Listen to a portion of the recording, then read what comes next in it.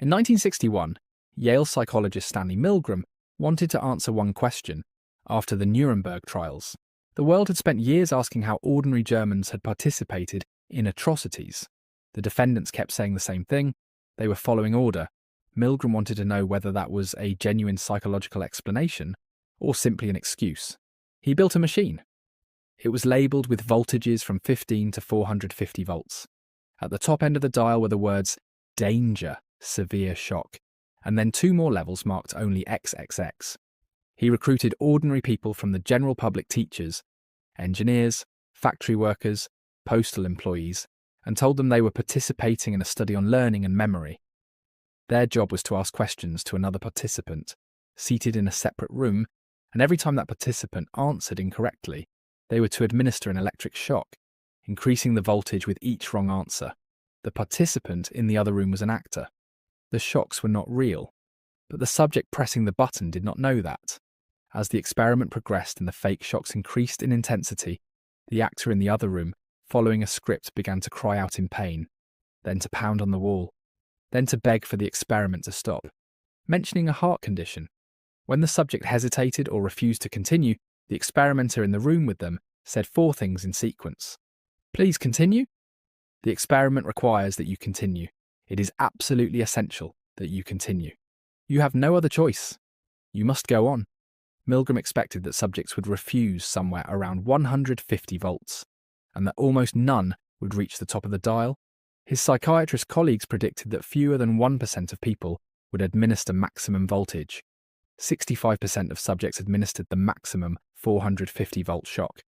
Not one subject stopped before 300 volts. Every single person in the study delivered shocks to another human being they believed was in genuine distress, simply because a man in a white coat told them the experiment required it. Milgram ran the experiment over and over in different configurations. When the authority figure left the room, compliance dropped. When subjects were in direct physical contact with the learner, compliance dropped but did not stop. When peer pressure was added by having other supposed participants also refuse, compliance dropped significantly. But the core finding held across dozens of variations and replications. Ordinary people given an authority structure and permission will hurt other people.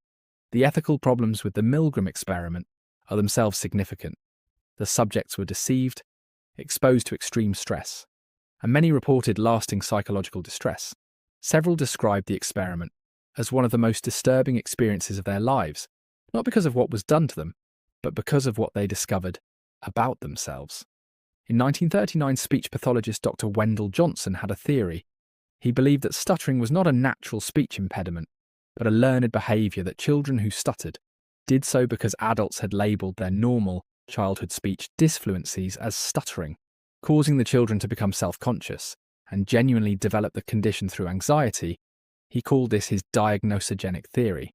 To test it, he gave his graduate student Mary Tudor a group of 22 orphan children at the Iowa Soldiers' Orphans' Home in Davenport.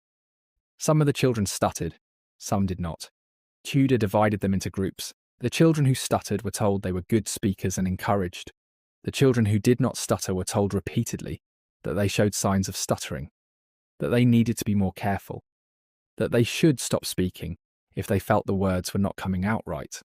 What happened to the second group was not subtle. Children who had been perfectly fluent began to withdraw socially. They stopped volunteering answers in class.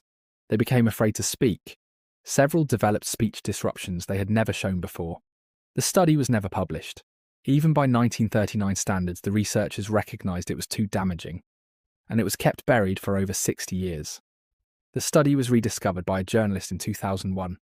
The San Jose Mercury News broke the story. The University of Iowa issued a formal apology to the surviving participants. The state of Iowa settled legal claims brought by the surviving subjects and their estates for approximately $3 million in 2007. The children were orphans. They were selected specifically because orphans had no parents to protect them or ask questions. They were deliberately told they had a problem they did not have by authority figures they trusted. In an institution they had no choice but to trust. The psychological damage followed them for the rest of their lives. One surviving participant described not being able to speak in public for decades. Another said she had spent her entire adult life afraid of her own voice. The University of Iowa acknowledged what happened. Wendell Johnson died in 1959 and was never held accountable during his lifetime. Mary Tudor spent her later years expressing regret. The children, several of them, lived with what was done to them for the rest of their lives, without ever knowing why they felt the way they did, until a journalist found a buried file in the 2001.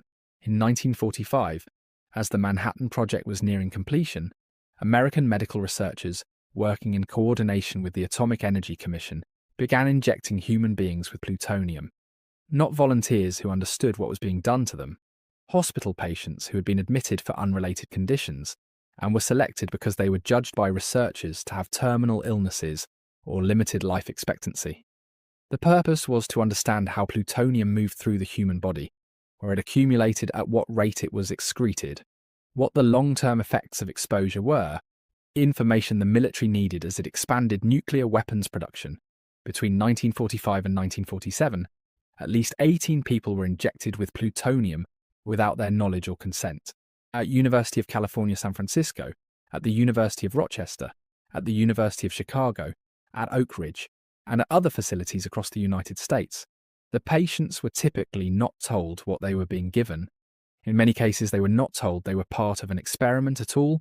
The injections were recorded in internal documents using code designations rather than the word plutonium to prevent the nature of the experiments from being understood by anyone not directly involved. The experiments continued and expanded. Patients with no cancer at all were included in later phases. The definition of terminal expanded until it included patients who were simply poor, elderly, or unlikely to make legal trouble. One patient injected with plutonium at UCSF was a 58-year-old car mechanic named Albert Stevens, who had been diagnosed with stomach cancer. The cancer turned out to be a misdiagnosis. He received the largest dose of plutonium administered to any human being in history and then lived for another 21 years. The entire time, unknowingly carrying the radioactive material in his body and emitting low-level radiation. His doctors monitored him throughout those 21 years. They never told him what they had done. The experiments were classified. They remained classified for decades. The first public acknowledgement came in 1986, when a congressional subcommittee released partial information. The full scope was not publicly known until 1993, when Eileen Wellsome, an investigative journalist, published the names and stories of the patients. President Clinton commissioned a full investigation. The Advisory Committee on Human Radiation Experiments published its findings in 1995, documenting thousands of radiation experiments conducted on American civilians without consent between 1944 and 1974. The patients who had died were dead. Albert Stevens had died in 1966.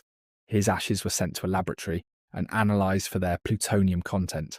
Without the family's knowledge or consent, the plutonium in his body was still detectable at the time of analysis, 21 years after the injection and 35 years after his death.